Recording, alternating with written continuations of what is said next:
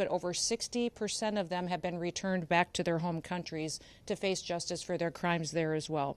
These arrests and these removals represent a significant blow to the criminal network that has been terrorizing communities right here in New York City and throughout the United States. And that's our message to this administration, to this city, to the state, and to the United States, is that President Trump and his law enforcement officers that are entrusted to protect the American people will every day continue to keep America safe. Operation Salvo is just the beginning of a broader and a much more sustained effort to go after not only transnational criminal organizations and networks, but also illegal criminal aliens throughout the country.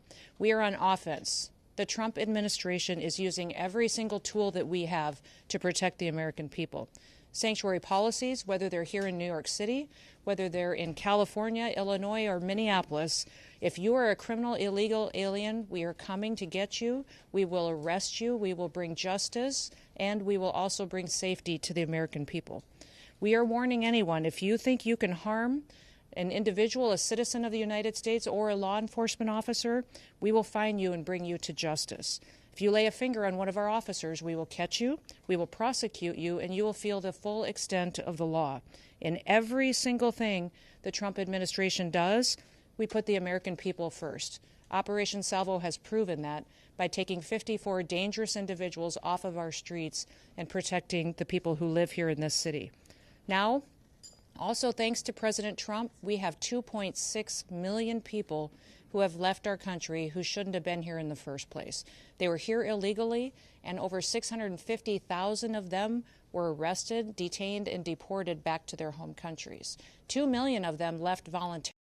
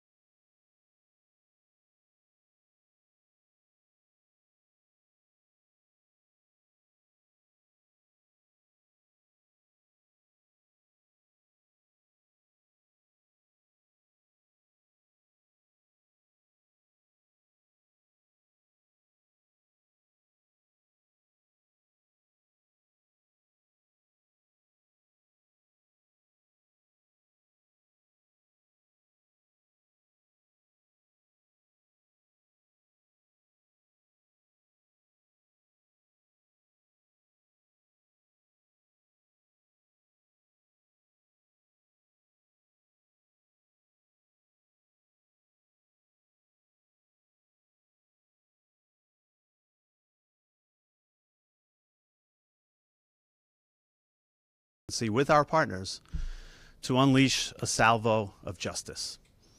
And so by using intel-driven operations, data-driven targeting capabilities that are second to none, we went after individuals who are illegally here and many who have criminal records. It was an incredible operation done by working with our partners, realizing that these individuals were affiliated to the Trinitarios gang. And when we realized that, then we did what CBP and our partners do best: get at the root cause of the problem. Go after these transnational criminal organizations by getting at their networks. And each and every day we would pick off one or two. And with our partners, with ICE, with ERO, with HSI, we used our mapping techniques, looking at individuals with criminal records, arrest warrants, removal orders, and again, picking them off one by one. We could not have done it without them, and it was an amazing success. We looked at businesses, residences, and community hubs that were harboring these individuals. The results speak for themselves. More than 50 arrests as a result of our efforts, all because of the partnership and the work that we did together. It was truly remarkable, and a sign that we will not sit on the sidelines. We will always be there to protect this city. I want to thank, first and foremost, the Secretary again, our Commissioner, our Assistant Commissioner, the Office of Field Operations, our Special Response Team operators, our task force officers, our Border Security Team, our Field Analysis and Intelligence units, under the leadership of George Pasiakos, Mike Firing, Dave Campos, and Carmine Borges, who did an incredible job of protecting the city and making sure that a Saturday night in the park is safe. Thank you, everybody, for being here. I'm now going to turn it over to ICRO Director Ken Gianallo. Thank you.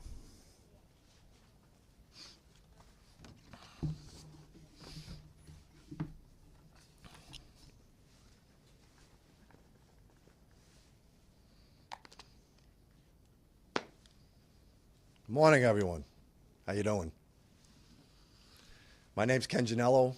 I am the Field Office Director for ICE Enforcement Removal Operations, New York City. I first want to thank Secretary Noem for traveling to the city today and for our continued and unwavering support of our brave law enforcement officers. We are here today because of the abject failure of the New York City bail reform laws and sanctuary city policies.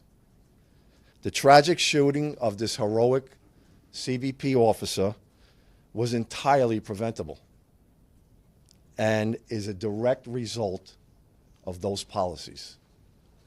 What makes this case particularly egregious is both of these violent criminals had been in NYPD custody on multiple occasions. However, due to these sanctuary city policies and the politicians that prioritize politics over public safety, these criminal illegal aliens were repeatedly released onto New York City's streets to harm this brave officer. ERO New York City is proud to partner with CBP and HSI in this joint initiative to not only locate and arrest the two criminal aliens responsible for the shooting, but also to identify, locate, and apprehend their Trinitario associates. Ruthless gang members who engage in illicit activity and terrorize law-abiding New Yorkers. Together, we have arrested over 50 criminal aliens, many with felony convictions, including weapons offenses, drug offenses, robbery, assault, rape, sexual abuse, burglary, and larceny. Approximately 30 of those have already been removed from the United States, while the remaining are in ERO custody at this time. Communities with sanctuary policies suffer the most harm from criminal aliens. When local police release dangerous aliens into the community, they often reoffend in the same community that they are released in. And also, they stay in sanctuary city areas. In this case, the shooter demonstrates he would travel to another sanctuary city jurisdiction, which was in Massachusetts, where he had an outstanding criminal warrant for armed robbery. So to further their criminality without fear of consequences or repercussions, they will travel to sanctuary city jurisdictions, basically hiding in plain sight. They provide safe haven for criminal aliens. The lack of cooperation is unprecedented across the law enforcement spectrum, and rather than the city's stated purpose to protect the immigrants in New York and the citizens of New York City, these misguided policies allow criminals to roam freely in our city, in our country, subjecting New Yorkers and all Americans to unnecessary harm, which includes an off-duty CBP officer just trying to enjoy his Saturday evening in our great city. ICE will continue to uphold the mission to protect the city's residents by holding alien offenders accountable. New Yorkers should not have to worry about violent criminals roaming their neighborhoods because the local systems failed them. We always stand ready to work with our local law enforcement partners without condition and sincerely look forward to reestablishing mutually beneficial path forward for the safety of all New Yorkers to ensure preventable tragedies like this never have to occur again. Thank you. I will now introduce you to the Special Agent in Charge for Homeland Security Investigations for New York, Mr. Ricky Patel.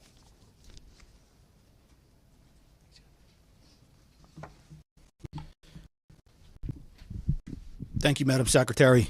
Thank you, Frank. Thank you, Ken. Good morning. As you just heard, my name is Ricky Patel. I'm the Special Agent in Charge for Homeland Security Investigations, HSI, here in New York City. It is an honor to join my esteemed colleagues today to say, when our partners call, we answer. No hesitation, no delay. That's the commitment HSI New York brings to every threat against our law enforcement family and to our great city. From the very first moment following the July shooting of our CBP partner, HSI agents alongside local, state, and federal counterparts worked relentlessly, day and night, to track those responsible. HSI personnel, in coordination with our local partners, apprehended the accused gunman within 2 hours of the shooting. We swiftly identified his alleged accomplice, whom we arrested shortly thereafter. In the days, weeks, and months that followed, together with law enforcement, we pursued every known associate of this violent migrant gang crew. We pored over every piece of evidence, followed every lead, and made it clear an attack on one of us is an attack on all of us. Our unity is our strength, and we will never let criminals divide us. Our investigation led to the capture of individuals tied to violent transnational gangs, including associates of the Trinitarios gang that are responsible for weapons trafficking, human smuggling, narcotics distribution, armed robberies, and repeated violent attacks across the Big Apple. Their arrests deliver a major blow to criminal networks that have preyed on our New York City neighborhoods for far too long. This was only possible because of the unwielding and unwavering collaboration between DHS partners and those from the Southern District of New York, the Manhattan District's Attorney's Office, and the law enforcement partners from all levels. Investigative methods and interviews were conducted. We identified additional conspirators and expanded our reach. I am proud to say that the main targets and dozens of their associates have been taken off of our streets. But our work isn't finished. We will continue to leverage every resource, whether it's local, state, or federal, to root out anyone connected to this conspiracy and this violent gang. Leadership and teamwork remain the backbone of our success. HSI's mission is clear: protect public safety and national security by investigating and arresting the most dangerous criminal elements from our communities. Every day, we use our broad authorities to enforce hundreds of federal laws, targeting transnational criminal organizations from every angle. We will not rest. We will not back down. HSI New York will continue to disrupt and dismantle criminal networks, ensuring our city and our country remain safe. Thank you, and I now turn it back over to Secretary Noem. Well, thank you, Ricky and Frank and Ken, for all of your hard work that you do every day here in New York City, but also for the rest of our country. With that, we'll open it up to any questions that you may have. Of the 54 people, how many had pending charges or criminal convictions? And I'm wondering, ICE's own data in New York City shows that over the last year, between January and October, 70% of the arrests that ICE did in New York City had no criminal convictions or pending charges. Should New Yorkers expect that trend to change? That's higher than the nationwide average. If you look across the nationwide average, we have 70% of the individuals that we've arrested and detained have criminal convictions or charges against them, either in this country or other. Have no criminal charges or pending cases. So should that trend continue? We're continuing to do our work to bring those criminal illegal aliens to justice. And ICE will continue to get up every day and do what they can to protect New York City. I can have Frank or Ken speak to if you know how many criminal convictions of the 54 had previous to this arrest that they had. I don't know if you have those data points with you. Numbers, we can get those for you, though. Exactly. The vast majority of them, though, have criminal charges against them or convictions against them as well. Yes. Where were the 54 people from? Were they all part of the Trinitarios? And what's their immigration status? Again, loosely affiliated to the Trinitarios. I want to make that clear. Through connections connections that we made by speaking to them, understanding who they were, where they were operating out of, and contacts that they had on their phones. Immigration status, all illegals. So this loosely connected mean they just knew someone who was in the gang? They were not members? It varies. It varies spectrum from speaking to individuals associated with the gang to just having conversations. Secretary, in October we saw mass protests and armored vehicles rolling down Canal Street. How do we ensure that we don't see another situation like what happened yesterday here in Manhattan? What I would encourage everyone to do, and especially your elected officials, is to bring everybody together, to talk about partnerships and start working with ICE and start working with CBP as we bring criminals to justice. And many times your policies and the rhetoric coming out of elected officials has divided people and pitted them against each other. Our job every day, and what President Trump promised to do, was to protect every single American, no matter where they lived in this country, that he was going to make sure that we weren't going to have more victims in this country. And we are going to continue to do that each and every day. And I'd encourage the leaders in this city and your governor and in other cities and states across this country to work with us rather than opposing us so that we can continue to make our streets safer. Yes, right here. Hi, Sarah Hi. Wilson from Newsmax. Yep. This is not the only example, the one that you bring up today, of officers being attacked by alleged gang members in New York City. We also had those officers who were attacked in Times Square back in May. With these examples, has Mayor Mamdani and his administration offered to cooperate when it comes to getting criminal gang members off the streets? Because we know he is not a fan of ICE, but when it comes to criminal gangs, is there any kind of leeway that is being given them? You know, we're hoping the mayor will work with us to get these criminal elements and especially gang members and terrorist organizations out of New York City. I know he and the president had a productive conversation.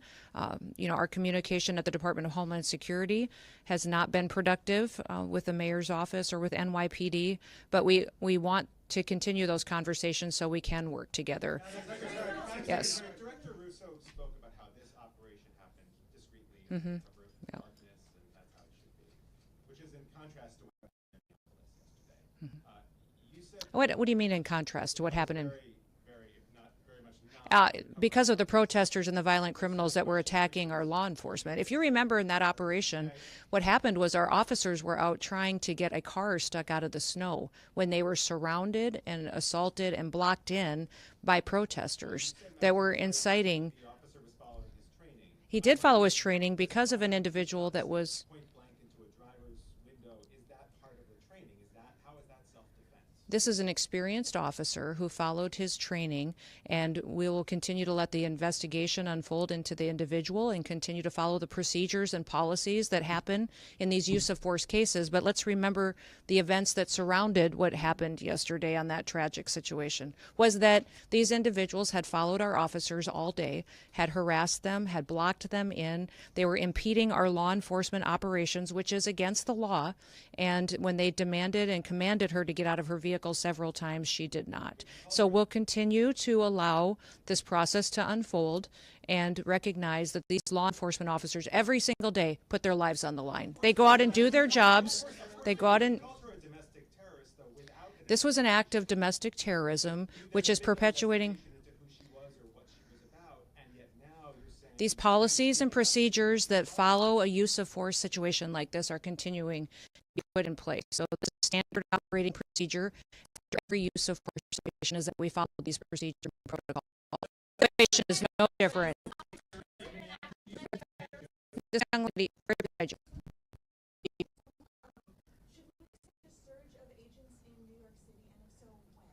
I would say that President Trump and his administration are focused on protecting people. So we will never telegraph exactly the numbers and operations that we have and where we will be focused on. But I think that when you see violent criminals that are taking advantage of American citizens and putting their lives in jeopardy, our law enforcement officers at DHS will always show up. Yes. I'll come back.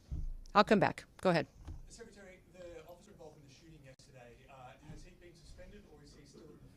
The officer went to the hospital. He was hit by the vehicle, went to the hospital and received treatment, was released, and is spending time with his family now. Yes, sir? Yes. In Minneapolis yesterday, you said the surge there would continue.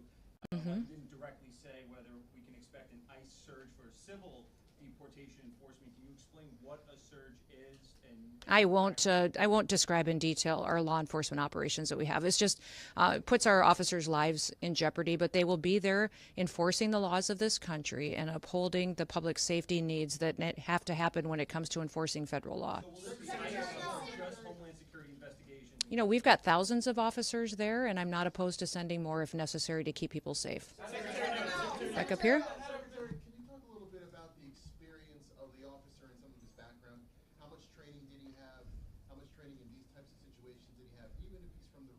Yeah, I'm not going to get specific to this officer, but he's an experienced officer that has served a number of years, and we recognize that he acted according to his training, and we have expected all the policies and procedures of review will be exactly that he acted appropriately to protect his life and the life of his colleagues and fellow law enforcement officers that were there and people that were surrounding. Yes. I'd like to get your reaction on some of the rhetoric. Mayor Mamdani responded to the shooting yesterday saying that this is only the latest horror in a year full of cruelty. He called it an attack on us all, that New York stands with immigrants today and every day. Also, council members last night at the protest called this fascism. The New York City's public advocate, Jumaane Williams, said that your administration is, quote, doing the devil's work, and he asked New York City to stand up and show up, quote, it's going to be difficult and there are going to be casualties. And the last comment that was made last night at the protest was from New York State Representative Alex Boros, also a Democrat. Quote, not only was the ICE agent's hand on the gun, but Secretary Noem's hand was on the gun. President Trump's hand was on the gun. What is your response to New York Democratic leaders, those particular comments, and the protesters that are outside? I would say those comments are why we're standing where we are today. That kind of language and that kind of provocative talk, inciting people to take action and perpetuate violence in some cases is unacceptable, and especially of elected leaders. We have a responsibility to state the facts, to go out and enforce the law. Your mayor just said in that statement that he was going to stand with illegal people who have broken our law before he's going to put New York City citizens first. His job and why he was elected was to protect the people who live here, that had the opportunity to vote for him and have the opportunity to live in this city. They pay their taxes, they go to work every day, and instead the mayor in that statement chose to stand with illegals instead of those individuals who just want the chance to raise their families in New York City and have a part of the American dream. Yes. Minutes ago, the head of Minnesota State Investigations Agency said that they had been cut out of the investigation into the fatal shooting in Minneapolis. Can you explain that reversal I'd like to know where they've been and why they're not out on the streets investigating all of these people that are harassing and inciting violence on law enforcement officers right now. They're allowing this situation to be volatile. They're not doing their work. They haven't for years, and maybe they should get to work a little bit on the unprecedented fraud that we've seen in Minnesota and in Minneapolis by people that stole from American citizens and diverted funds away from vulnerable people and programs and services that they needed and put it into their own pockets. Minnesota is a train wreck. It is corrupt, and it was under the leadership of Governor Walz and this mayor that they allowed it to happen, and they let criminals and illegals and people abuse programs and steal the money, and now they're allowing violence to go forward on the streets as well.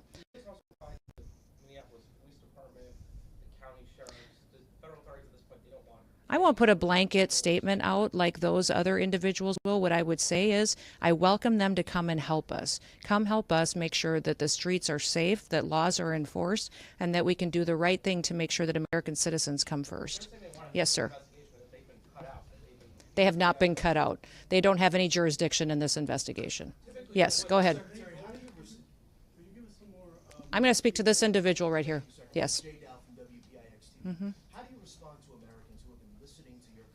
Mm-hmm. This was an act of domestic terrorism, mm-hmm. that the officer was anytime you take something, it is in direct contradiction to what they are seeing and watching in the multiple angles that have been released. What I would, this vehicle was used to hit this officer. It was used as a weapon, and the officer feels as though his life was in jeopardy. It was used to perpetuate a violent act that this officer took action to protect himself and to protect his fellow law enforcement officers. So we'll let this continue to go forward and follow the same policies and procedures that every use of force situation does. But we've had almost over 100 times these vehicles have been used on law enforcement officers and to do damage and to harm them. When you take an act, use a weapon to harm someone, to incite violence against them, and try to cause them injury or death, it needs to be told exactly what it was. Do you believe the use of force in this instance was commensurate with the actions of that vehicle and the driver? I would say that when these individuals use their vehicles to try to ram our law enforcement and to put their lives in jeopardy, that law enforcement officer has to make a decision to protect his life and the individuals around him as well. Yes.